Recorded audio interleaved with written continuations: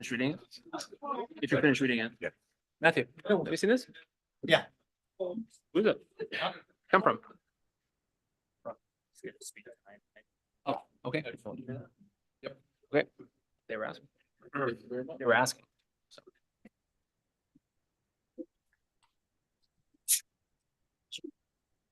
Pretty good. How's Ron? Were you on the road? Pardon? Where this time? Reno? I don't know. San Diego? Mayor Mays, our timer is not working today, just so you know. Okay, thanks for letting me know. Yeah. Well, the Indian food at Biggs is pretty good. Or tried it. Urban development too. She didn't show. Urban renewal. Don't know. She usually calls me. And Ed gives me at least a heads up. Amy, did you get my notes? I don't even need to bring them up, right? Okay, I think we're ready to get started. Can everybody hear me okay? Yeah. Yep. Okay. Welcome, everybody, to the December 11th, 2023 City Council meeting. Thank you for indulging me. As you can see, I'm on Zoom, and if there's any technical difficulties, President McLaughlin is willing and able to take over for me if that happens. Can we have a roll call, please?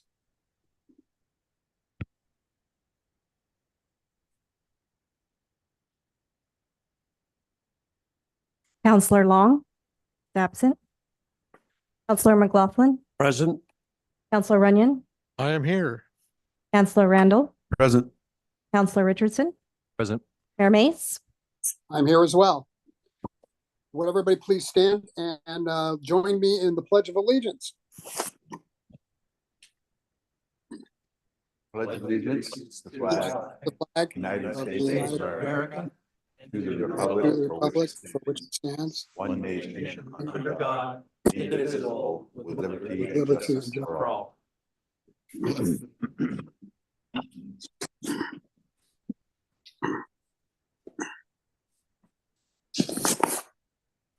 Thank you. Item 4 is the approval of the agenda. I believe we have an amendment to the agenda. Item 10B will be taken off the agenda and will be considered in January. Is that correct, Mr. Klebs? Yes, it is.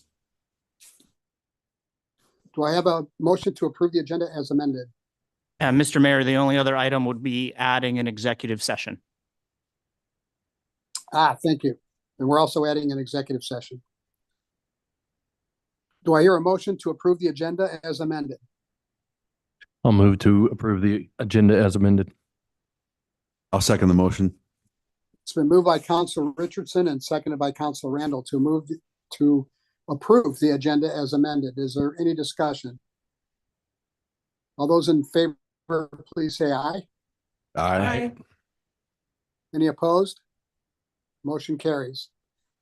Number 5 is audience participation. During this portion of the meeting, anyone may speak on any subject which does not later appear on the agenda. Up to 3 minutes per person will be allowed. Citizens are encouraged to ask questions with the understanding that the city can either answer the question tonight or refer that question to the appropriate staff member who will get back to you within a reasonable amount of time. If a response by the city is requested, the speaker will be referred to the city manager for further action.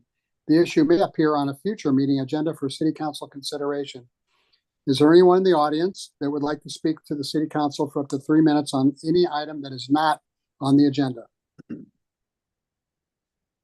Mr. Mayor, we do have one person who's raising their hands. If you could please come up to the table.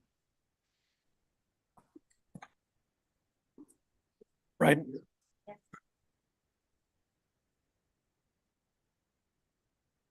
Please identify yourself and with the name of the city you live in. Michael J. Wilson. I live on West 10th Street. Great, sir. Please proceed.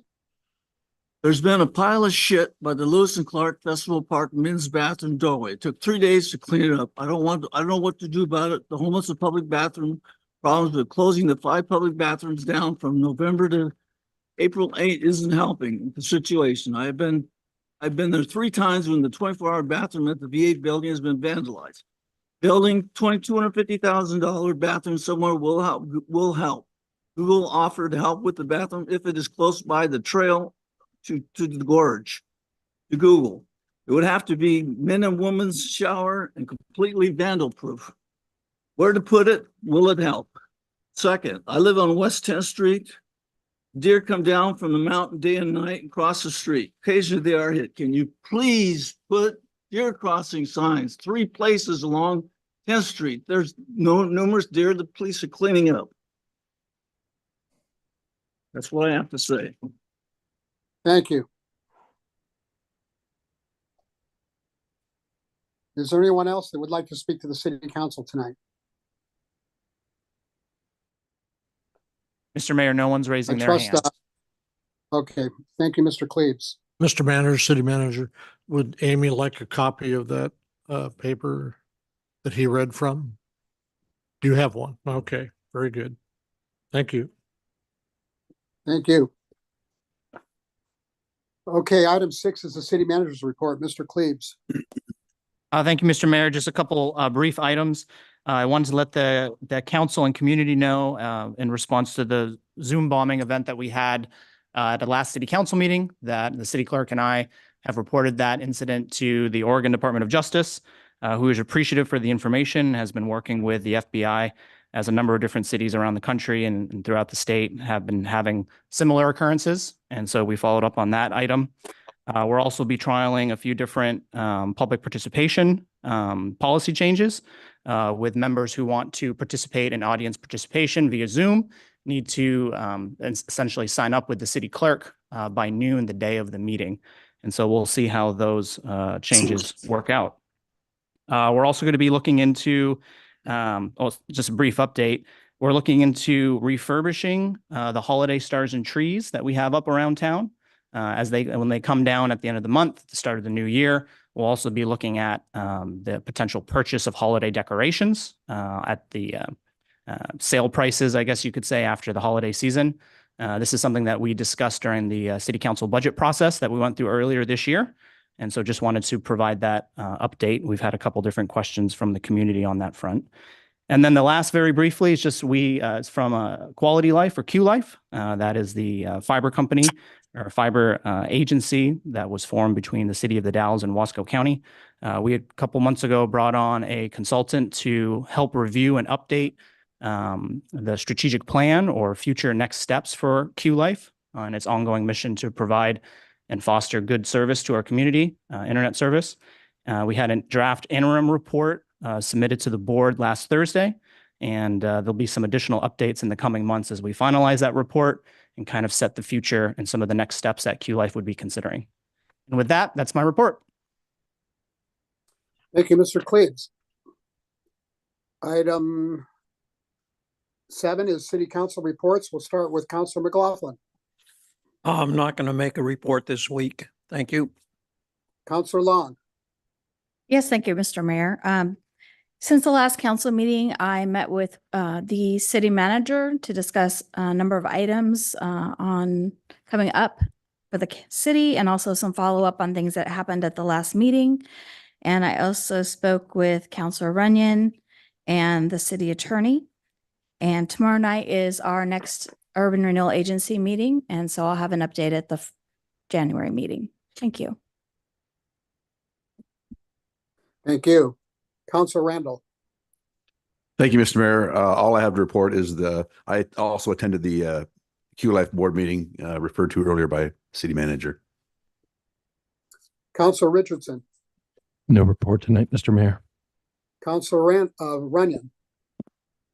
Thank you. I met with the city manager after our recent city council meeting on topics thereof. I also met with County Commissioner Scott Hagee regarding athletic fields in the Dalles, and with Dan Meter, retired Tennyson engineering and planning individual, and a phone call to Councilor Long. I probably spoke to Tim at some point, but I just can't place it. Thank you again for the volume that's been increased up here so we can all hear clearly what goes on. And I know it was okay out there, but we all stumbled at times up here. This is very nice. Thank you. As far as my report goes, on November 28th, I had a radio interview with Mark Bailey on KACI. That same day, I attended the community outreach team meeting at the community college. On December 4th, I met with County Commissioner Scott Hagee about a variety of city and county issues. On December 8th, I met with County Commissioner Steve Kramer, Administrator Tyler Stone, and our city manager for a similar meeting about city and county issues. That concludes my report. Item number 8 is consent agenda. Items of a routine and non-controversial nature are placed on the consent agenda to allow the city council to spend its time and energy on the important items and issues. Any councilor may request an item be pulled from the consent agenda and be considered separately. Items pulled from the consent agenda will be placed on the agenda at the end of the action items section. Tonight, we have 2 items on the consent agenda. First is the approval of the November 27th regular city council meeting minutes. And secondly is a resolution concurring with my appointment of Sarah Mello to the beautification committee. I believe she may be in the audience. If she is, I would ask her to stand and be recognized. And if she's not, we'll move on. She's Okay. standing and being recognized. Great. Welcome aboard, Sarah. Thank you.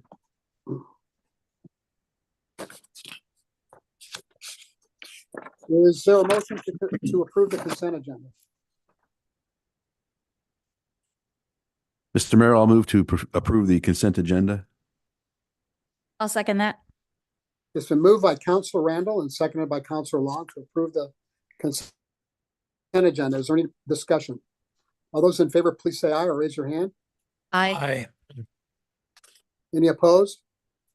Motion carries.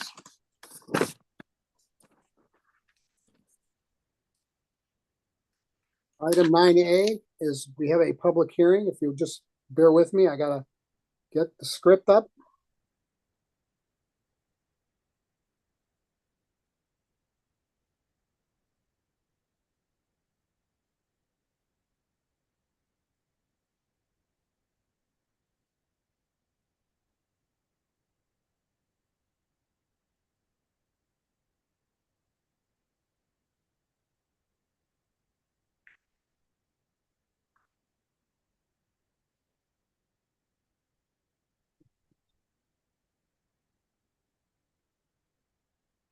Okay, now is the time for a public hearing to receive testimony regarding General Ordinance 23-1404, an ordinance amending the city comprehensive plan. Goal 10, housing, and adopting the housing and residential lands needs assessment. And the buildable lands inventory update. I will open the public hearing and ask for a staff report. Following the staff report, I will call for testimony for support of the issue, followed by testimony in opposition of the issue. At the conclusion of the testimony, the public hearing will be closed and the matter turned over to the city council for deliberation and a decision. I'm now opening the public hearing and I'm asking for a staff report. Will the staff please give your report? Hello, just a moment. I'm going to share my screen here. I believe we're hearing from Caitlin Cook, who is our senior planner with the city.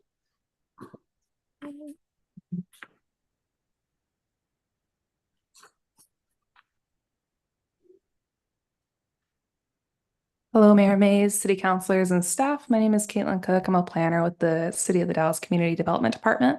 I'm here this evening to present a staff report for the Comprehensive Plan Amendment 55-23 and to present the housing needs analysis as well as the buildable lands inventory. So starting in the spring of 2023, the City of the Dalles has been working with Johnson Economics and MIG on the housing needs analysis update and the buildable lands inventory to update the previously adopted housing needs analysis from 2016. This evening, I'm joined by Matt Hasty from MIG Consulting to present on the housing needs analysis and the buildable lands inventory. Mr. Hasty, would you care to share your screen? Yes, just give me one sec.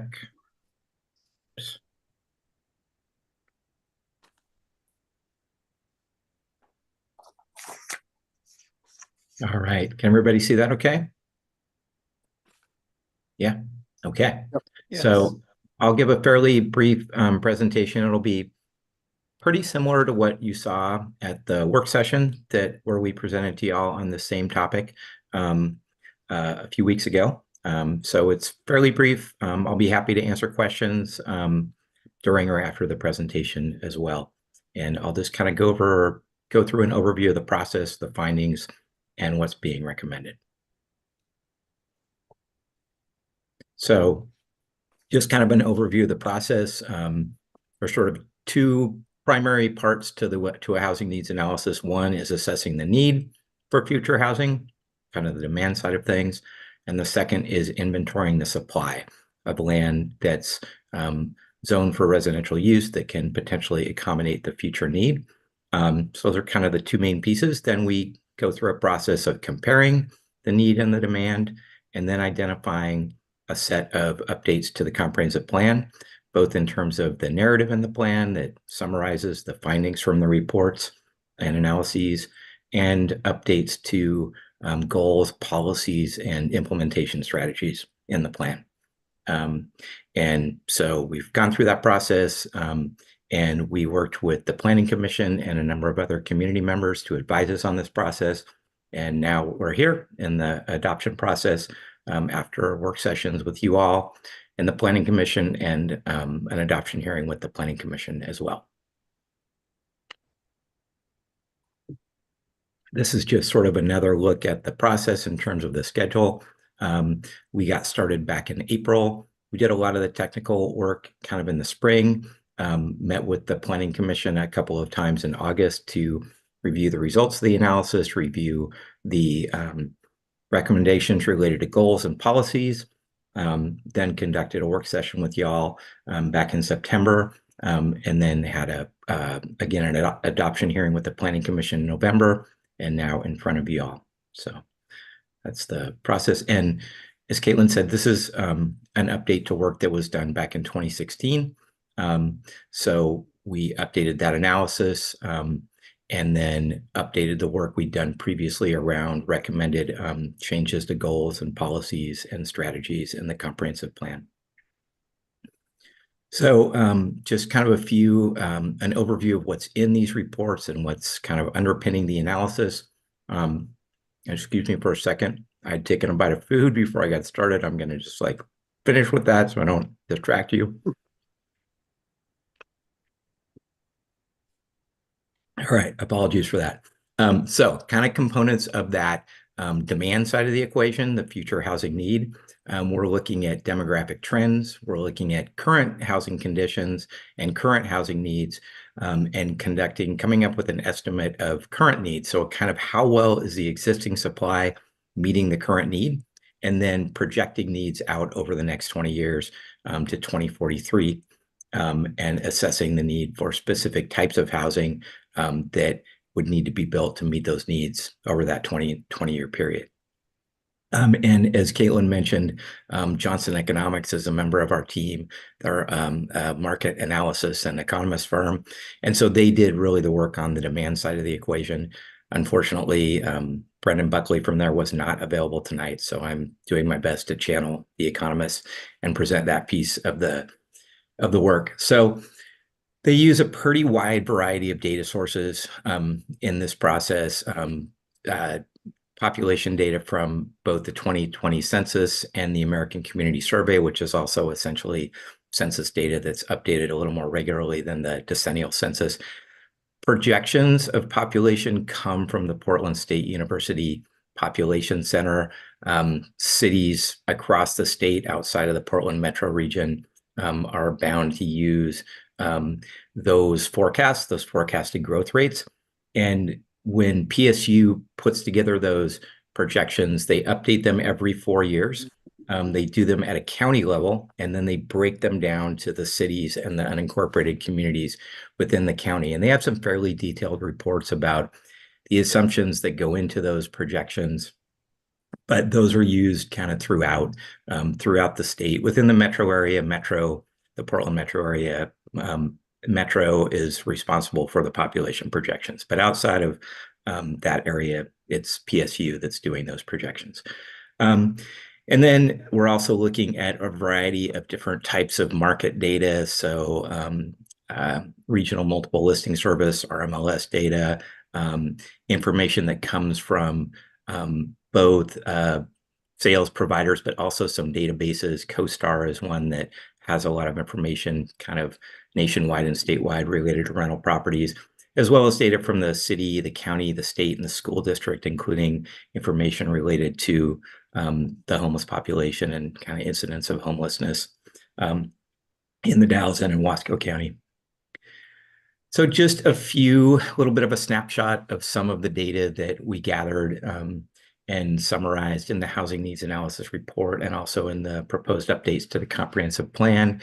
In terms of your existing housing, households are split between about 62% being owners of the housing they're in and 38% renting their housing.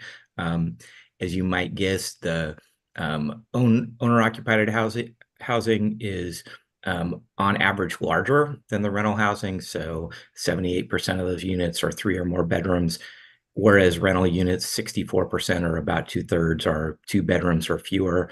And the chart on kind of the bottom left gives you a breakdown of housing by number of bedrooms.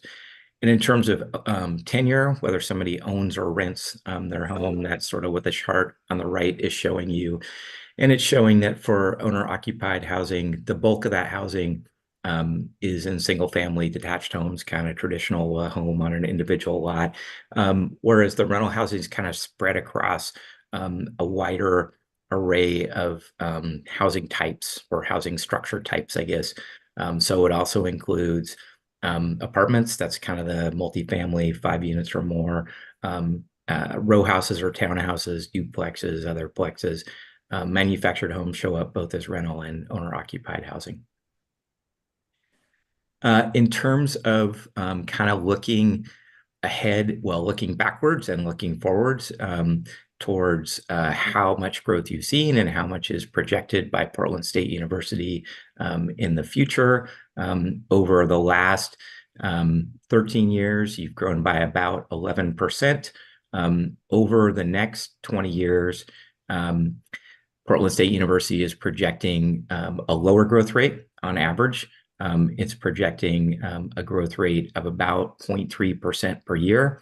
I will say that in most communities across the state where we're doing these analyses, they are showing pretty similar trends. There's just a few communities where I'm seeing their projections showing higher rates of growth, but in most communities that we've been working in, they're showing lower rates of growth than what we've seen in the last 20 years or the last, in the last 10 to 20 years.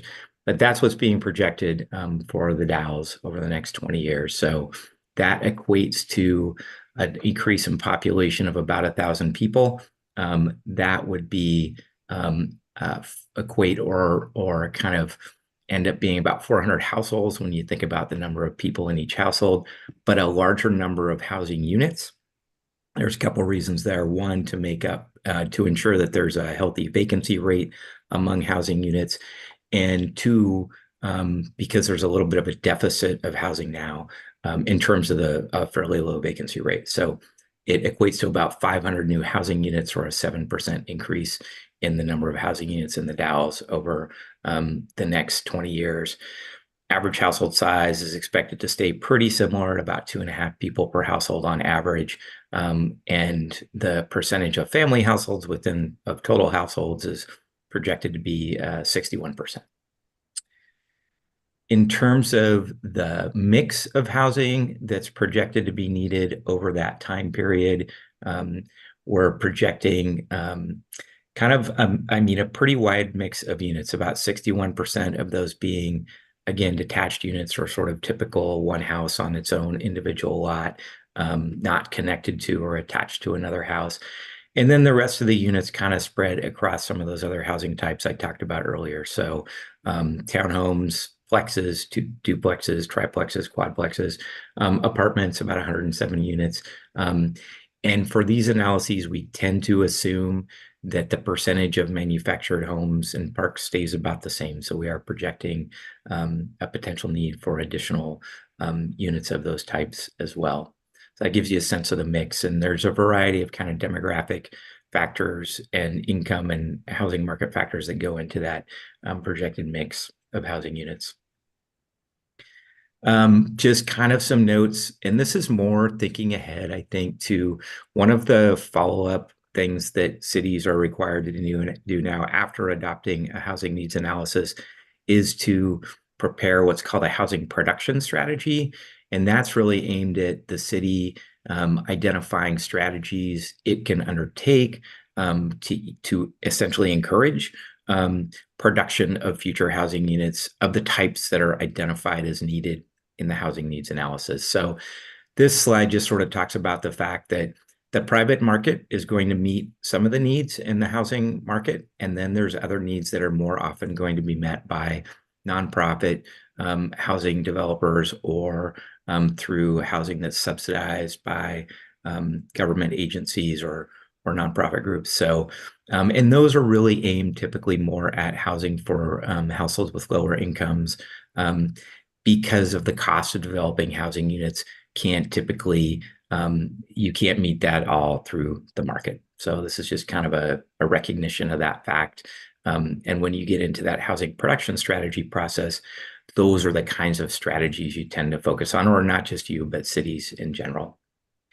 So that's kind of the demand side of the equation. On the supply side, we went through a process of looking at land in the urban growth boundary that's essentially zoned for housing. So we started out with kind of everything in the urban growth boundary. Then we narrowed that down to land that's zoned to accommodate housing.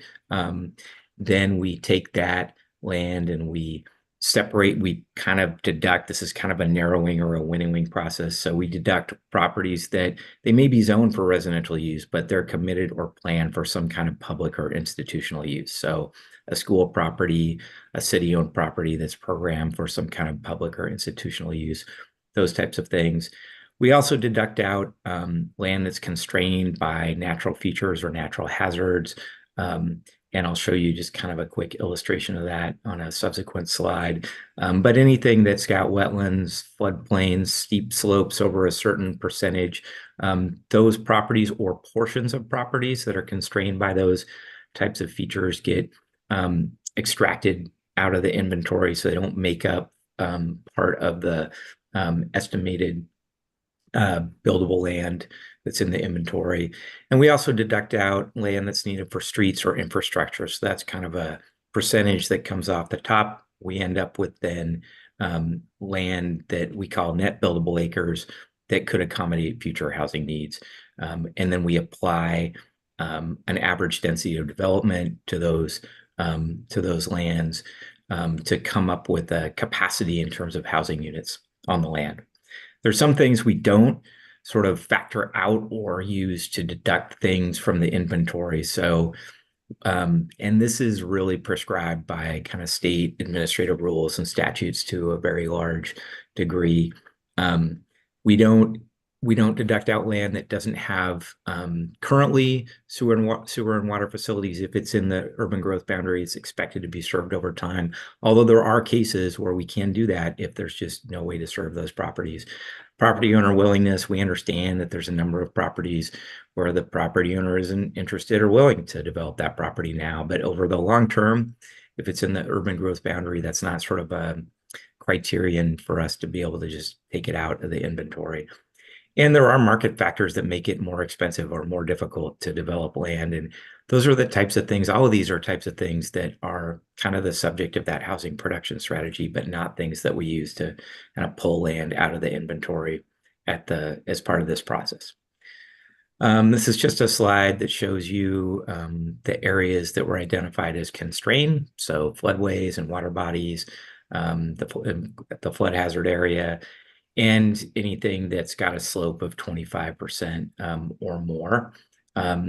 We don't And so what we do with that constrained area information is we deduct out not necessarily the whole parcel, unless the whole parcel is covered by one of those constraints, then we would deduct it from the inventory. That doesn't mean somebody couldn't develop a portion of that property or develop a house on that property, but for inventory purposes, we assume it's constrained. For properties where a portion of the property is constrained by slopes, in this case, that's what this hatched area is showing. That area gets deducted from that property. We also, if there's a house on the property, we deduct the area associated with the existing house. And then we assume the remainder of the property could accommodate additional housing units. So that's kind of how that process works. So then ultimately we identify again the net buildable acres, gross and net buildable acres. This table summarizes that. I think the kind of the key columns, and it summarizes it by zoning designation and whether the properties are vacant, they're completely vacant, there's not, or at least they don't have a home on them, or whether they're partially vacant, they have a home or houses, but they have the space to accommodate additional development based on the zoning and the size of the property. So that's what partially vacant means here. So this shows the supply of land as if you add up the bottom two numbers on the right bottom of the table, that's about 330 acres of net buildable land, or actually I think it's gross buildable land within the city that could accommodate future housing. And then actually, let me go back up real quick. The colors on this map are just indicating whether land's vacant, green, partially vacant, or developed. So a lot of the land in the city in your residential areas is developed, and that's what the red is showing. Green's vacant and yellow's partially vacant. And then this is the comparison of those two sides of the equation. I've been talking about the supply side, or the buildable lands inventory, and then the demand side, the projected number of people and ultimately new housing units, which are then equated into acres based on the average lot size or density of development in different zones. And or I guess better or worse, what this is showing is it is showing, based on all the assumptions and the analysis, that you have an adequate supply of land to meet those future housing needs over the next 20 years. Again, assuming the projection rates I mentioned, assuming all the things we have to assume related to land supply, et cetera. So that's ultimately what this is showing. So that's kind of the technical analysis that's being presented here. I'll also just note, when we're thinking about kind of the capacity of a given property to accommodate a certain number of units, we're primarily looking at the lot sizes and densities that are allowed in your code, in your development code, as well as the mix of housing types that we assume will occur in a given type of zone. Typical development practices in terms of, do developers tend to maximize the number of units they can get on a property, but also what's the pattern of existing residential lots in an area. So we don't just kind of max it out. We kind of also look at what's typically happened in the Dalles and what is happening, particularly in recent developments.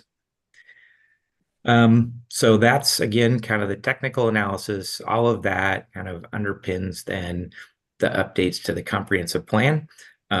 So the proposal is to adopt both the housing needs analysis, but also these amendments to the comprehensive plan.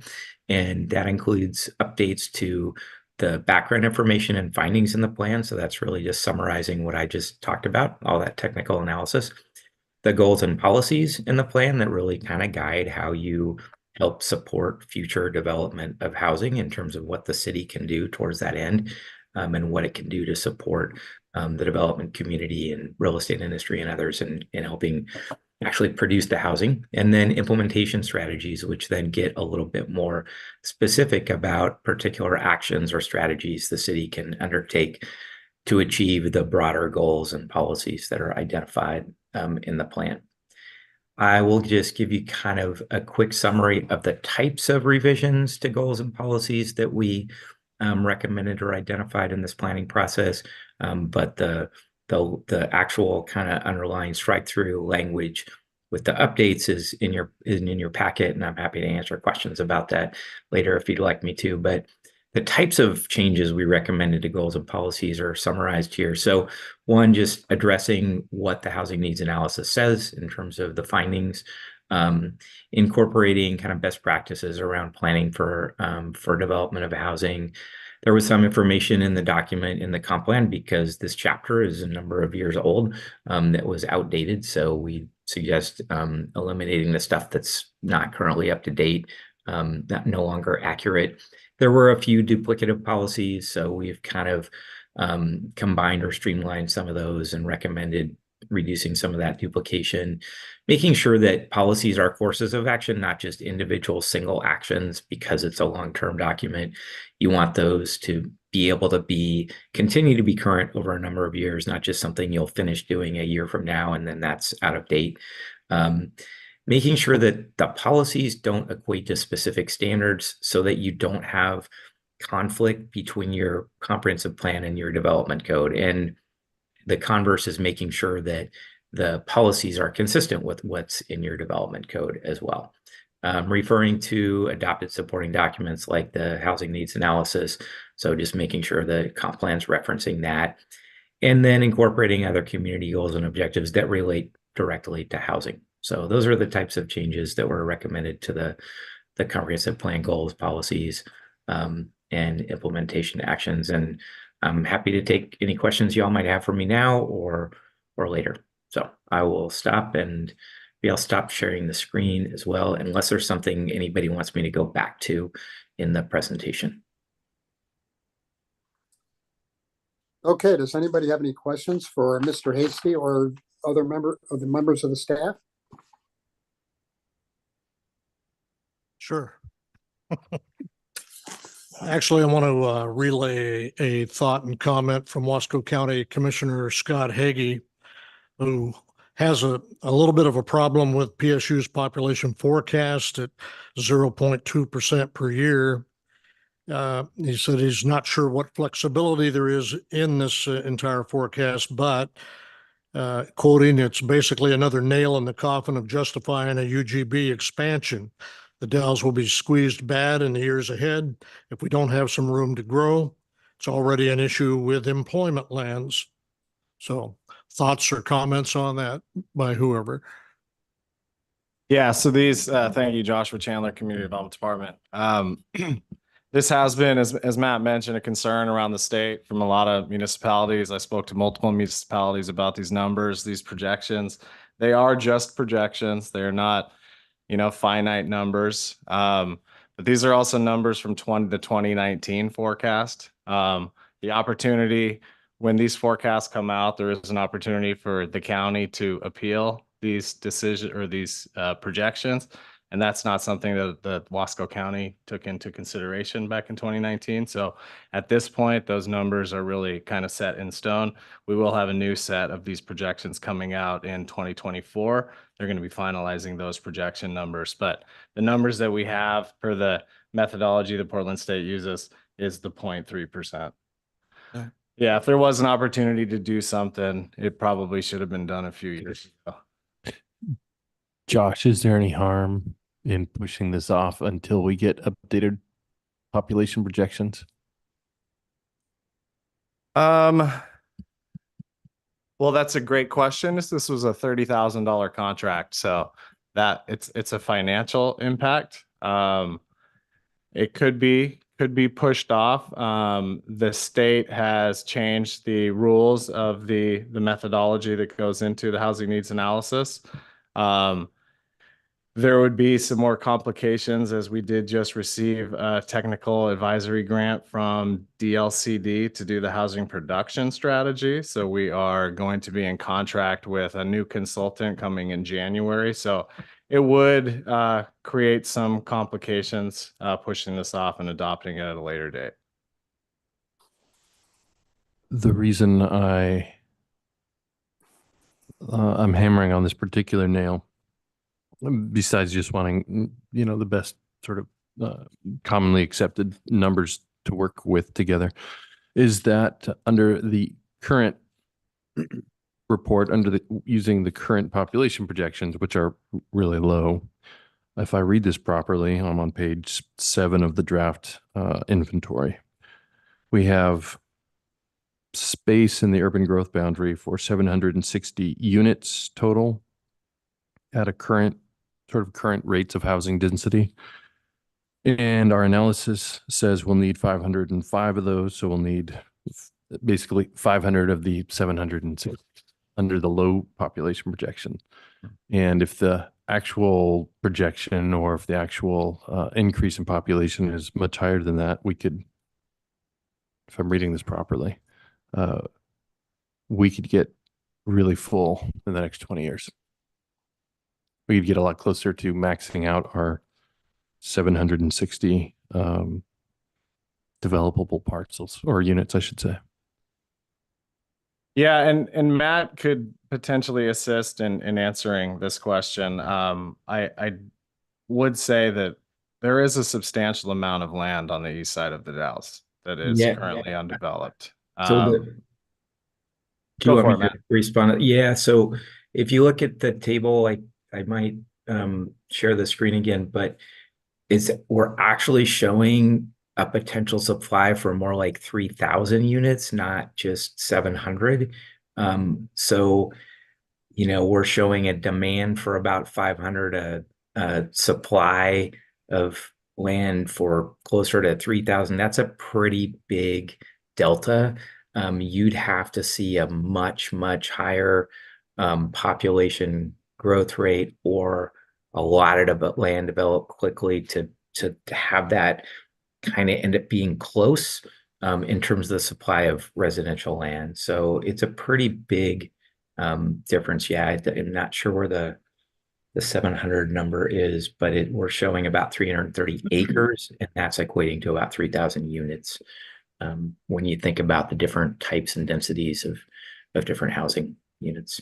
So Thank you. I got a couple of my numbers mixed up. I appreciate that. It definitely takes it from a flashing red light down to, I don't know, flashing yellow light or something. And the other thing I would add, I would echo what Josh said and what I said earlier is that, from just what I've seen from the PSU numbers over the last couple of years, a lot of the projections across the state are lower. And I've heard this comment kind of in other communities across the state that, wow, these seem like low numbers. So you're not alone. I know that might not, it's like a small consolation, but it is consistent. The other thing I'd say is just that, as Josh said, PSU will update these numbers in the next kind of year and a half. And I would definitely encourage you all to kind of, they do reach out to counties and cities, county and city staff to, as they're working through that process of coming up with the future projections. And I would just encourage you all to talk to them and kind of make the case for, hey, we think that the projections you've got in front of us now seem low, and we've got good reasons for thinking we're going to see more growth in the city if that's kind of the expectation there. And so, but yeah, it's as Josh said, these are the numbers that we're bound to use for these analyses. So I would just note that. So sorry, I don't have a better answer for you there. No, thank you. That was helpful. Josh, I have a quick question for you, if you don't mind. Yep. Refresh my memory. What's the status or the time frame of the housing needs analysis that would follow this? I'm sorry. I'm sorry. I think I got that. Production strategy? Production strategy. Yeah. Thank you. Yeah. Yeah. So we had an initial scoping the middle of last month. They're going to be our consultant. We were assigned a consultant. DLCD assigned us a consultant. The consultant will be working with DLCD to finalize the scope, contract. And I'm thinking probably by February, we'll be looking through a contract, and it's going to ultimately last all of 2024. It's a much larger process. It's a process that, although this is the HNA is very strict with the state's methodology and how you get these numbers, how you follow your projections. The production strategy is a bit more fluid, and it can be catered to the community a bit more. And it will be, I think, more of a product that fits the Dalles instead of the Dalles trying to fit into the state's box. And I go ahead and, sorry. So, Sure. Go ahead. Josh, thank you, Mr. Mayor. So Josh, some of these people who are either watching or maybe in the audience haven't been following this. We've been going over it quite a bit. So one thing that hasn't been mentioned tonight specifically is that this is zoned residential land only. So like the Basalt Commons and the things that we're doing on upper levels above businesses is not included, even though we are adding additional units in those zoned areas, correct? Correct. Yes. Thank you for that. Yes. So although our commercial and our general commercial zone and our central business commercial zone allows for residential development, since it is not zoned residential, that is really just considered bonus stock. So great point. Thanks for pointing that out. I can't see the hands raised, so I guess we'll just have to count on council members to jump on in. Oh, here we go. Anybody have any other questions? Council I Ryan? do. Yeah. Questions and a comment or two. This is on page 79 of 173 in our council packet, page 7 of the Dell's Comprehensive Plan Housing chapter, and it's entitled Housing Goals. So I'm assuming goals are like suggestions. They're not laws. They're not rules or ordinances. They can be changed as we go along, right? A couple of the items I wanted to just get some response to. The first one, though, just really a comment. Number 1 says promote and provide an adequate supply of safe, healthy, and affordable housing for all members of the community in a variety of housing types, recognizing the needs and desires of the community's residents. You know, as a former planning commission guy back in the 90s and a Port of the Dalles Commission commissioner, you know, the market's going to decide what kind of houses get built and where they want to go and so forth. So it's a great statement. Says a lot of political things, I guess, but we have no way to really control that. The market will make that decision, including the agencies that build houses and so forth, like Mid-Columbia Housing. I was chair of that organization as well. Question though. Number 3, provide and maintain adequate public facilities in all parts of the community and promote a logical and orderly development of those facilities. Explain what that means. Yeah. So one clarification on this is already in the comprehensive plan. So this is not in addition. Right. Anything that's underlined is everything underlined is what's being added. So number 3 there is currently what's in the comprehensive plan. So this was just really restating what we already have, what was already adopted.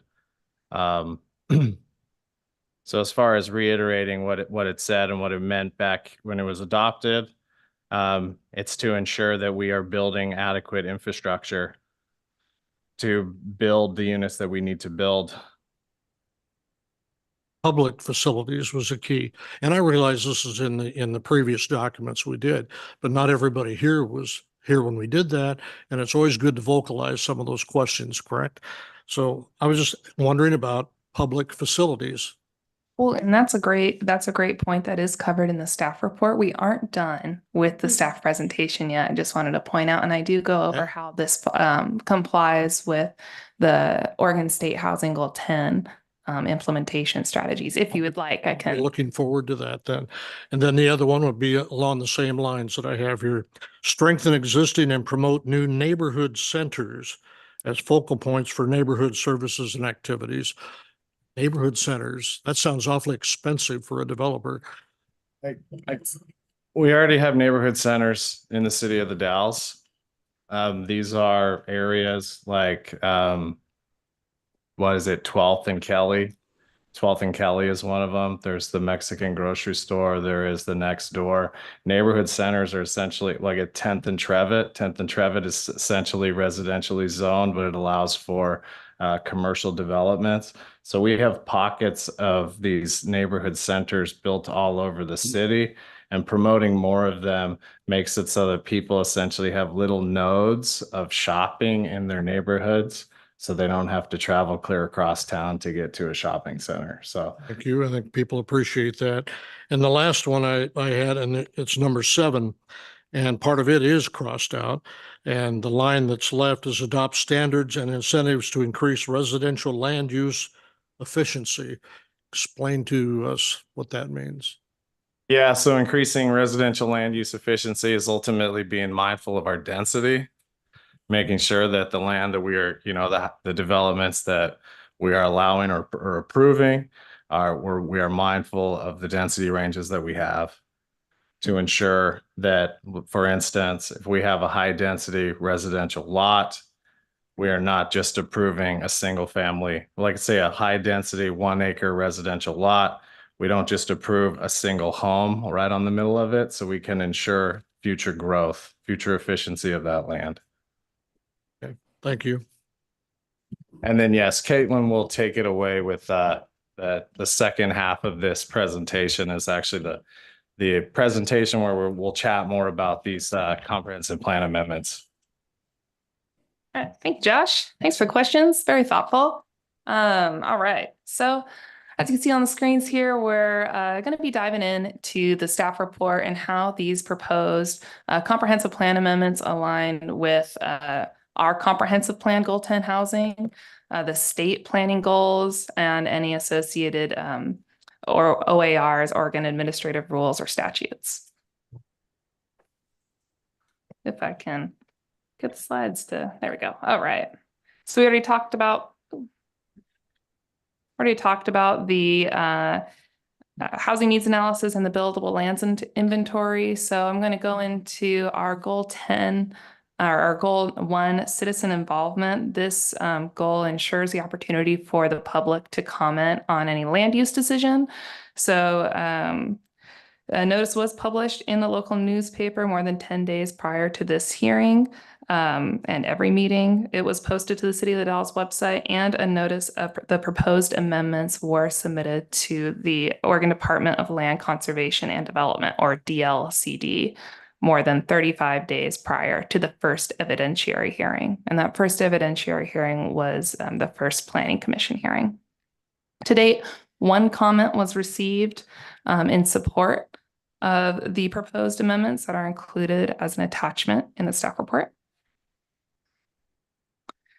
Goal 2 is in regards to land use planning and to ensure that there's a factual base for decisions and actions. So these are a couple of sources that were used in the HNA and the BLI. It's the U.S. Census, PSU, Population Research Center, Wasco County GIS, City of the Dalles information, as well as Claritas Inc. And if you have more questions about the information that was utilized in this report, you can feel free to ask at the end of this presentation. So taking a look at Oregon Housing Goal 10, it talks about what we specifically need to do for the housing needs analysis and the BLI and how to update our comprehensive plan accordingly. So it's broken down into 2 sections. It's broken down into a planning section and then an implementation section. So right now I'm going to be talking about the planning section, which has 3 criteria that I'm going to summarize. So the first criteria in the planning section outlines what data elements should be included in the comprehensive plan, in addition to the housing elements and the buildable lands. The proposed amendments include a section on current demographic, housing trends, and conditions that we talked about earlier. And these include findings, figures, and statistics that were gathered through the HNA and the BLI process. This section includes comparison as well and a distribution of the existing population by income and available housing units projected by housing cost, rent ranges, vacancy rates, and rent level. These data elements do comply with this first criteria. The second criteria describes how comprehensive plans should be developed in a manner that ensures the provision of appropriate types and amounts of lands within an urban growth boundary. So staff found that the adoption of the buildable lands inventory does comply with this criteria. And lastly, the planning section describes how there should be considerations for public facilities to support housing. So staff found that the existing comprehensive plan goal policy 13, which includes provisions for ensuring that residential development coincides with the establishment of adequate public facilities, fulfills this criterion.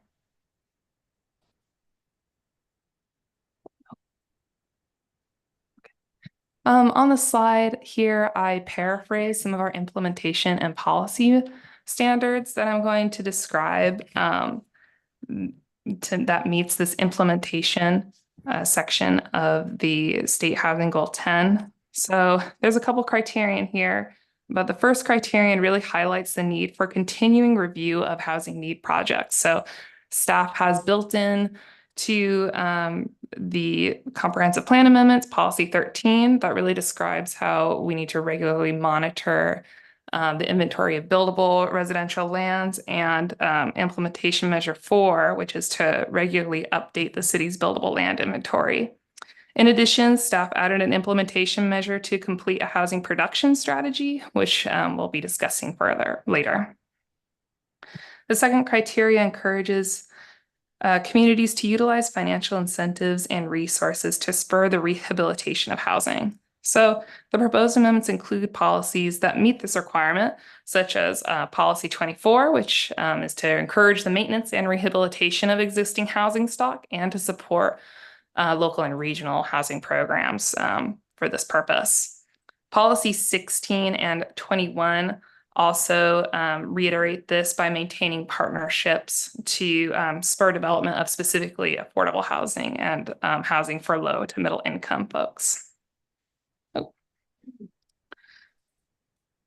Couple more criterion to go over. The third criterion focuses on increasing population densities while taking into consideration a couple of key features such as facilities, social consequences, environmental, energy, and optimizing the use of urban facilities. So multiple existing comprehensive plan goals already touch on this.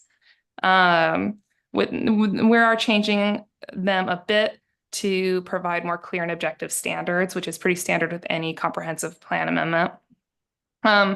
Staff is adding policy 20 to encourage the use of energy efficient building materials and practices in the design, construction, and remodeling of housing. This is taking into account the energy consequences of increasing population densities. The proposed amendments also include implementation measure number 2, which is to encourage a mix of residential, commercial, and neighborhood-based services within neighborhood centers located within specific areas outlined in the comprehensive plan. So these goals, policies, implementation measures aim to encourage development to really strengthen neighborhood centers in residential neighborhoods throughout the city. These proposed amendments also highlight energy conservation benefits by developing to allowable densities in each zone. So the last criterion addresses considerations of impacts to lower income households, such as fiscal incentives, code revisions, code enforcement, and coordination of development of urban facilities and services. So the purpose of the proposed amendments include the addition of Goal 10, or implementation measure 8, which is really to kind of evaluate and implement financial strategies to encourage the development of low to moderate income housing with tax abatements, tax increment financing, and more. In addition, policy 21 really touches on maintaining partnerships with affordable housing providers, and that includes both nonprofit housing developers and other affordable housing providers and agencies. So these amendments recognize the need for the city to incentivize affordable housing with development management tools and goals that benefit the overall affordable housing market in our city. The last OAR that I'm going over is a simplified urban growth boundary method. Now, this OAR identifies the methodology for the buildable lands inventory. The results, as discussed previously, comply with all of the outlined measures that are in this OAR. So going over next steps, we kind of already touched on them. So we did receive a technical advisory grant for the housing production strategy. Yeah, we'll be working on that on February, and we're all pretty excited to get to work on it. I've attended multiple trainings on housing production strategies, and it is really exciting how the state is helping cities, providing them a toolkit with strategies they can use, but also empowering us to make our own tools to really fulfill our specific goals that the city of the Dalles faces.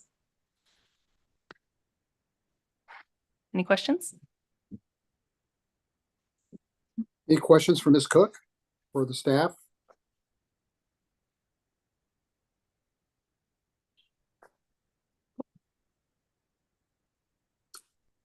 I don't see any hand raised.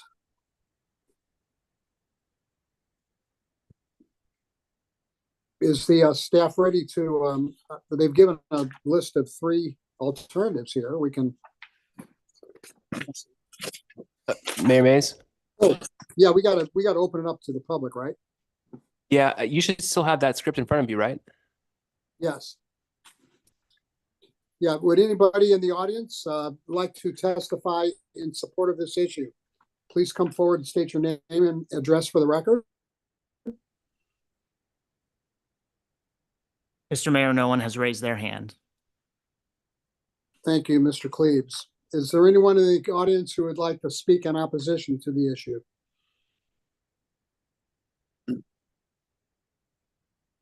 Mr. Mayor, we have one. Mr. Heggie? Okay.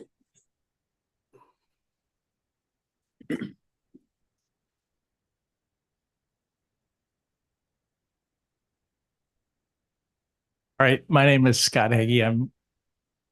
Address is 6580 Martin Road. The Dalles. Should I speak quieter? Okay. Again. All right. I'm not necessarily like I'm not trying to oppose something, but I have concerns and I just wanted to put them on the record and make sure that, and some of them already been brought up, but I just wanted to say that I really think, and one thing that I think was discussed maybe at the work session, but it hasn't really been discussed here, is the current plan that you're operating underneath and how that relates to the plan that's proposed here. And I don't remember all the specific numbers, but if I remember correctly, it's something on the order of like the plan that you're operating under today suggests something on the order of 1,400 or 1,500 units needed over that 20-year period. And then this obviously recommending, 400 to 500 units. And it was a shocking change kind of in the number, and it was hard to understand kind of what drove it. And I think really, but one of my questions, like, which report is wrong? Is this report wrong, or is the last report wrong? I mean, it doesn't seem like they connect, I mean, there's no way that our housing needs have changed that much in this period of time, in my opinion. I think, and you've talked about it, but I think the idea of a 0.3% per year population increase is quite frankly silly. I mean, if you look at the historical numbers, and it's in the report here, the historical numbers here, I think are like almost it's a little less than 1% per year for the last like 13 years. And I think I moved here in 1991, I've tracked, our population growth, and we've never really been a huge population increase city or county, but consistently it's been nearing 1% historically for decades. So it's hard to imagine why all of a sudden, it's 0.3%, never been 0.3%, never been even close to that as far as I've seen. So it does beg the question of, and I know it's one of these situations where entities get put in where you have to follow, certain things, and kind of like your hands are tied. But at the same time, I think the frustrating thing for me, and really the reason why I'm here at all, is has to do with the urban growth boundary. And so when, and I'm sure you all heard it as well, like lately, when anybody hires anybody and they're new to town, or they're trying to hire somebody to come to town, what comes up almost every time is like, they couldn't find a house. They couldn't find a house. They couldn't find a place to live. They couldn't find a house. So at the same time, what the document is saying here is we have tons of land for housing. No, kind of infers that we don't have a housing problem. And I don't think anybody here thinks we don't have a housing problem. I think we have a huge housing problem. I spent a whole day in Portland, probably 80% of the time talking about, housing problems in the state of Oregon, and we're certainly not out of that same thing. So I just suggesting that, unfortunately, this document, if adopted, suggests we have plenty of land, kind of in the same way the employment land the employment lands document also said, there's plenty of land. We have more than a 20-year supply. And like, I'm more focused on employment lands. Honestly, I'm not really into the housing side, but it's a similar thing. We don't have hardly any employment lands in this town. And yet your documents say we have 20-year supply or more. And that's just not true. And so it's frustrating when we adopt documents like this, which gives basically no justification for an expanding your urban growth boundary, which I think is an essential thing that has to happen and has to happen soon. So that's what I had to say. And thank you for the opportunity to be here. Thank you, Commissioner Hagee.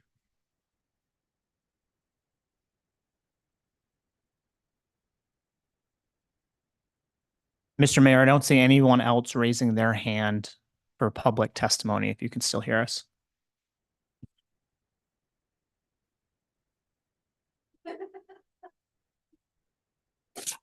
How about now?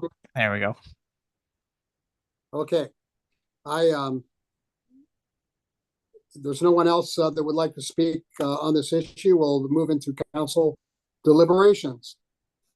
Mr. Mayor. Can you hear me? Are you talking? Yeah, people are getting in and out on me here, so I was just asking people if that you are could. testifying. No, there's no one appears to be offering any testimony. I just wanted to confirm that you would be closing the hearing before council began deliberations. Okay, this public hearing is hereby closed. Thank you. Thank you Mr. very Chair. much. Okay. Now we're ready for council deliberations. I don't see any hands raised, so I'll just make a comment on Mr. Hagee's testimony, and that is, I have a concern. I think I brought this up back when this came up before the council in September. A concern that while this is the staff and our consultant are doing a great job. They're following the guidelines set forth by DLCD, but unfortunately, I think the study in a way is misleading, because I think I asked at the last council meeting when this came up, how many parcels of property does the Dalles have, east side or west side, of greater than 5 acres? And I wasn't sure. I don't remember if I said 5 acres. I think I did say 5 acres, but I don't remember if anyone really knew the answer to that question. But to the extent we have a dearth of parcels of property that are 5 acres or more, and I can only think of one, and that's the one that was the subject of such controversy a couple years ago, the legacy development. I have concerns that this study will in fact inhibit our ability to expand our urban growth boundary. But again, I know that our staff and our consultant are just doing the study in compliance with the guidelines set forth by the Department of Land Conservation and Development. So we'll just leave it at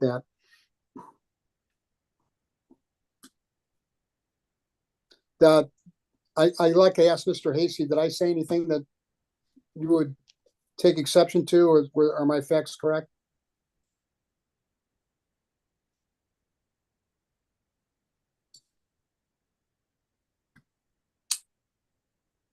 There we go. I was muted as well. I was getting ready to write a note like you did, Mayor. That was awesome. I should have done that earlier. So thank you. No, I wouldn't take exception to the comments that you made. I mean, I think, as you said, we are, following the rules of the state. They're fairly prescriptive in terms of a lot of the assumptions we need to make. Certainly the growth projections, there's not a lot of leeway in terms of using an alternative set of projections for the official, HNA document. I didn't look back to see how many properties there are, that are over 5 acres. There are, a number of larger properties, particularly on the east side of the city, but I don't know how many that are large. I mean, and so I think, you're right. There's not a huge number of large properties. There's more smaller ones and there's a few larger ones. And yeah, beyond that, no, I wouldn't take issue with the statements you made. And I just think it's a challenging situation.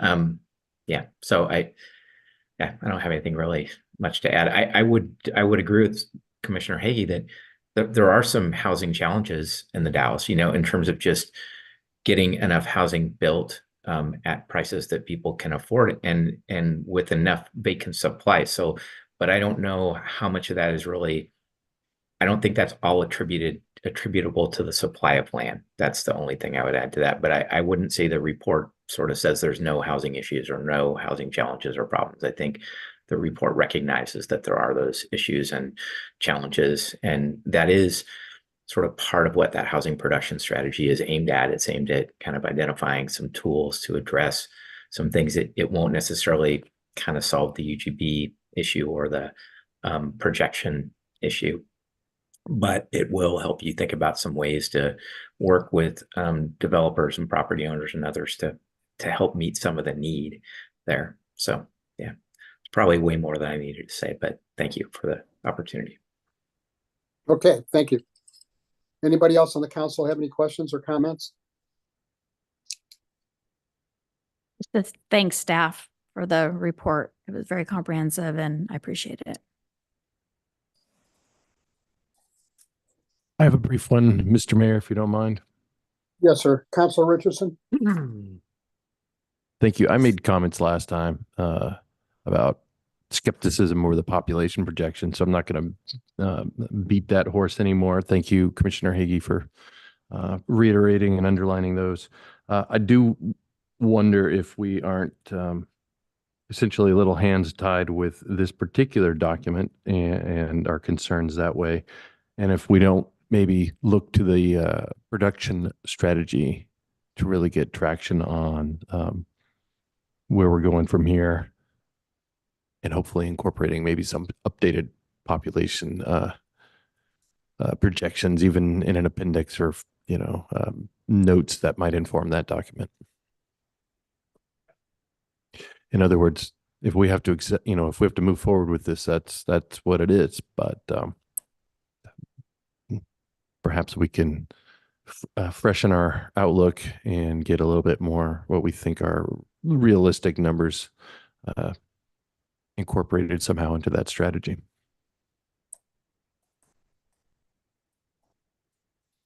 I'd be interested in the staff's reaction to that. Yeah, we could do that.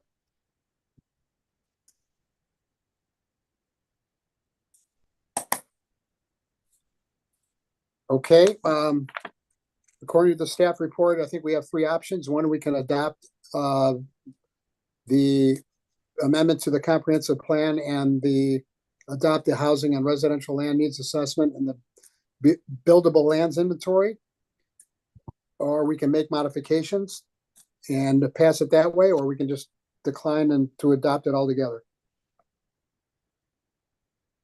Mr. Mayor, I'll make a motion. Please. I'll move to adopt general ordinance number 23-1404, an ordinance amending the Dalles Comprehensive Plan, Goal 10 Housing, and adopting the housing and residential land needs assessment and the buildable lands inventory update by title only. Is there a second? I'll second that, Mr. Mayor. Okay, it's been moved by Councilor Long and seconded by Councilor Richardson to adopt ordinance number 23-1404. Is there any more discussion?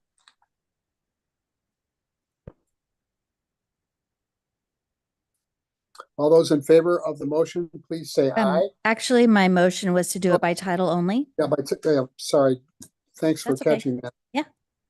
Is there anyone that would like to have the city clerk read the ordinance in its entirety? No. No. Okay, hearing nobody wanting to do that, the motion is on the floor with a second. All those in favor, please say aye.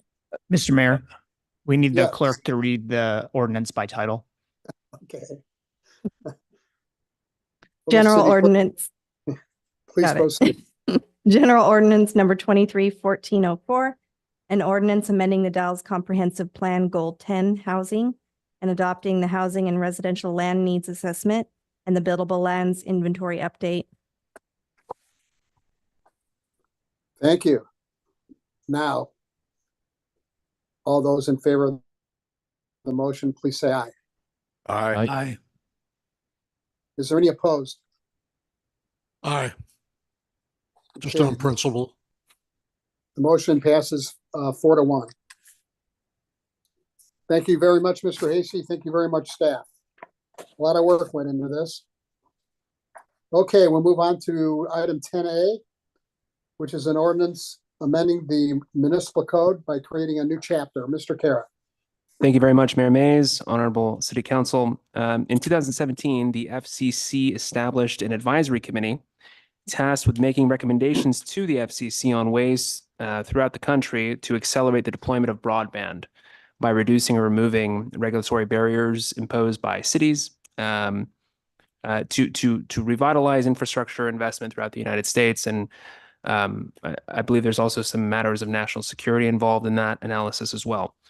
In reliance on that committee, and in 2018, the FCC released its declaratory ruling and third report and order, which I'll refer to for the rest of this staff report as the FCC's order. And that order significantly limited local authority over what's known as small wireless facility and small wireless infrastructure deployment and its fees for the use of the public rights of way. That order became effective in 2019. Another way to think about small wireless facilities is by the phrase small cell. One of the key features of that order is the imposition of an accelerated timeline for the city's approval of all right-of-way applications associated with the deployment of small cells.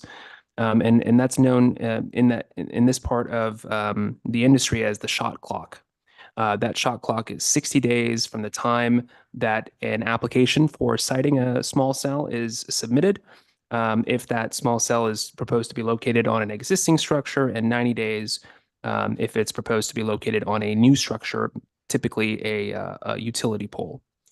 And so while many Oregon jurisdictions have handled the siting of small cell facilities through their LUDOs, the FCC's order effectively prohibited those procedures in a couple of different ways. One of those ways, and we just had one just now, Oregon law requires at least one public hearing on a land use decision. Our LUDO, by the way, requires at least two. Each public hearing has its own notice requirements, and so if you just do the math based off of Oregon's land use requirements, it's very impractical or impossible to comply with both Oregon's land use requirements and the FCC order when it comes to small cells. And so as a result, LOC has recommended cities throughout the state remove the concept of small wireless facility siting from its LUDO and placing it in a different part of its code. That being, in our case, my recommendation is to place it in Title III, which is where the city's utilities live. In 2019, after the order was issued, LOC formed a task force involving representatives from Verizon and AT&T and T-Mobile to discuss and craft a model code that they believed would meet the interests of industry as well as the interests of cities. And that model code was distributed, I think, around May or June 2020. But the code itself and the LOC recommend that, the model code is just like all the other model ordinances that are available. It just contains, the minimum requirements, and LOC encouraged cities to work with their city attorneys to come up with some more comprehensive updates to that. As a result, the Public Works Director and I worked on putting together something for council's consideration, I think, all the way back in 2020, and it's taken quite some time. The city contracted with just a phenomenal corporation in Portland to provide some technical assistance in crafting the model ordinance that's in front of you, or the proposed ordinance that's in front of you based off of the model that LOC provided.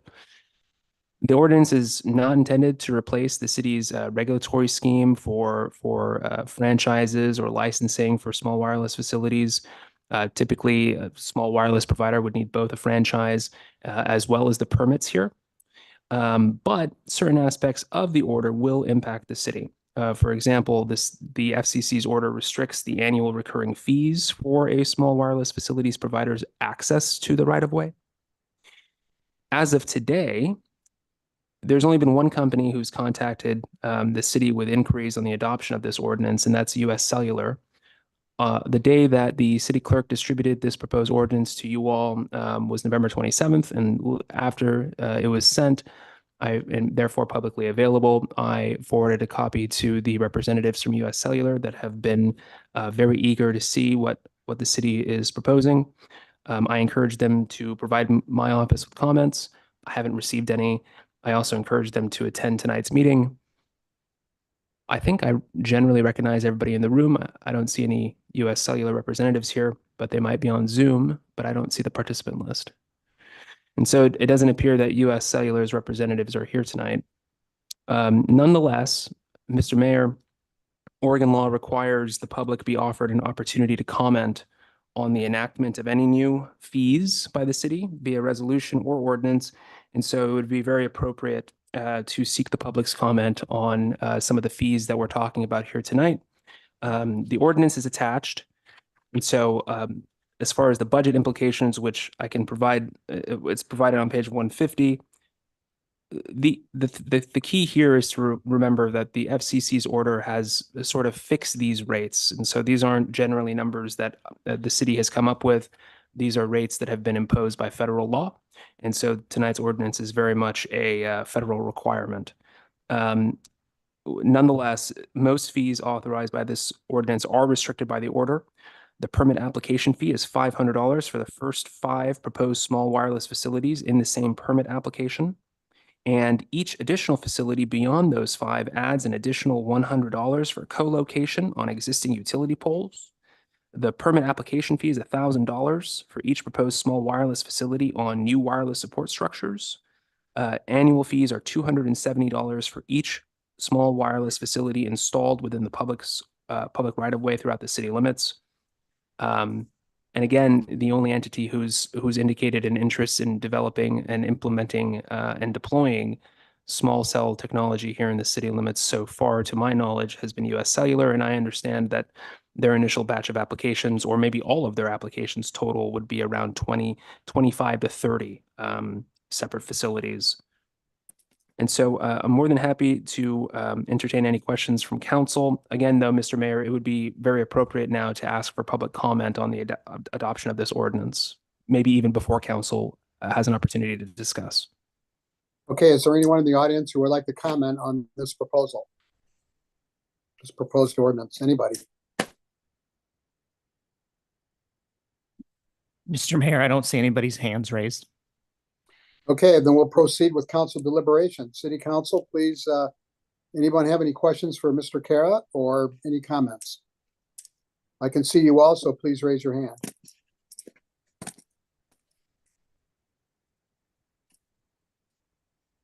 Okay,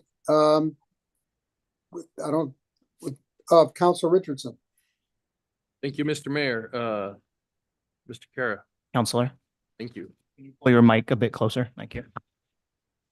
You bet.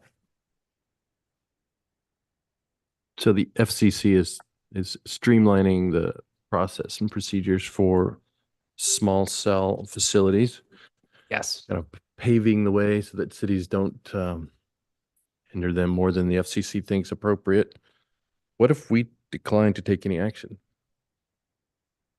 The FCC could take action against the city.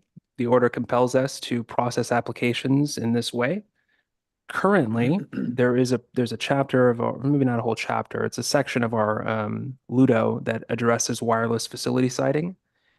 That chapter would be ineffective at dealing with applications. And so to say that I have been harassed by US Cellular representatives for the last 3 years at getting us to do this, not that it's their choice, not that they get to vote, but they've been very eager to do this. they're left without recourse. And eventually, if the city doesn't adopt this ordinance or something like this ordinance, we would face federal liability. We would set ourselves up for an expensive and losing fight. Certainly. All right. The real concern I suppose I have just as a citizen, a resident, is the size, the intrusiveness of facilities that might just sort of spring up like. Yeah. And to my eye, on page 5 of your report, which is page 156 of the council packet, to me, point 23 and subsection points A, B, and C kind of go to the heart of that concern. So I go ahead and ask the question. I haven't heard it yet. These seem to constrict the small cell facilities to being pretty modest in their sort of physical impact. Yes. So the facilities themselves, excluding the poles in which they're mounted typically, which depend frequently on line of sight. And so they're best placed according to the science on this matter between 30 and 40 feet above ground on utility poles with clear line of sight to one another. Right? They don't have to be utility poles. They could be mounted on buildings as well. Any sort of structure really. But the device itself is rather modestly sized. I mean, if you can imagine maybe a cube of these kinds of Kleenex boxes, maybe 2 tall, so 8 of these, something like that would be, a regular. It would be not unusual to see a small wireless facility of that size. But typically, you also will see a pedestal that includes a power bank because they need to get supplied with energy to operate. And this ordinance is accompanied by some design guidelines that will be administered by staff and available on the city's website at the time this ordinance becomes effective if it's adopted tonight.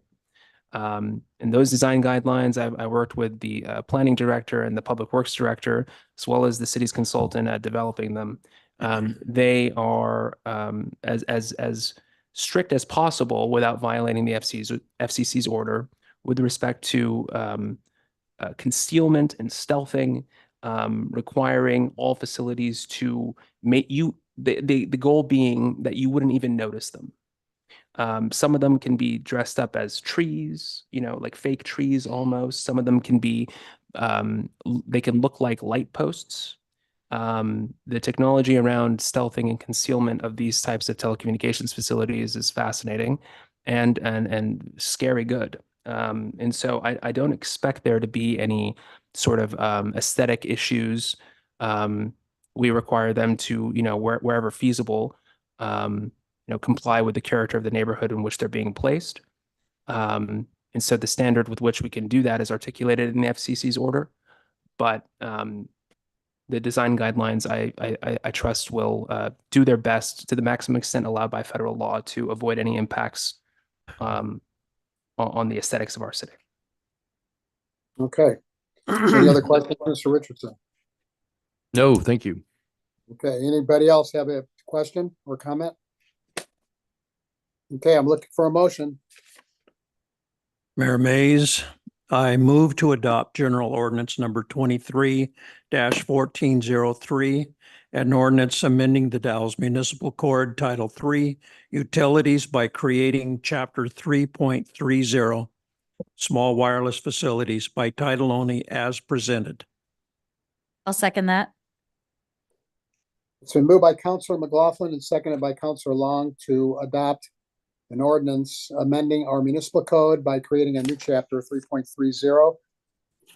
Does anybody want the ordinance read in its entirety?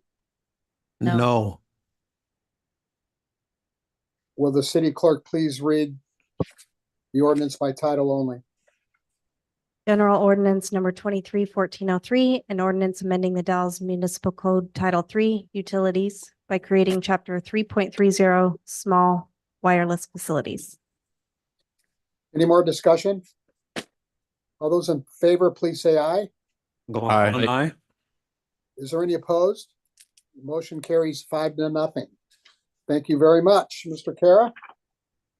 Thank you, Mr. Mayor. Okay.